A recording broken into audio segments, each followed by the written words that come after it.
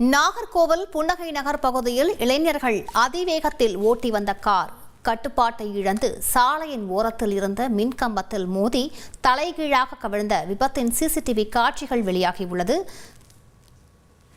இதுகுறித்த கூடுதல் தகவலை செய்தியாளர் பிரசாத் வழங்கிட கேட்கலாம். பிரசாத், வணக்கம். என்ன நடந்தது? கூடுதல் விவரங்களை பதிவு பண்ணுங்க. வணக்கம். நாகர்கோயில் வெட்டுநிமிடம் பகுதியைச் சேர்ந்த 24 வயது இளைஞர் ஜிஸ்வான் இவர் தினந்தோறும் தனது நண்பர்களோடு புன்னை நகர் பகுதியில் நடைபயிற்சிக்கு செல்வது வழக்கம். தனது சொகுசு காரில் தினந்தோறும் சென்று வந்த நிலையில் வழக்கம் போல் இன்று காலையும் நண்பர்களோடு நடைபயிற்சிக்காக சென்றார். புன்னை நகரில் நடைபயிற்சி முடித்துவிட்டு வீட்டிற்கு திரும்புகின்ற பாதையில் புன்னை நகருக்கும் செட்டிக்குளத்துக்கும் இடையே சாலையில் வேகமாக அந்த சொகுசு கார் சென்று கொண்டிருந்த போது திடீரென ஜிஸ்வானின் கட்டுப்பாட்டை மீறி அந்த கார் சாலையோரம் காணப்பட்ட மின்கம்பத்தில் மோதி தலைகீழாக கவிழ்ந்தது.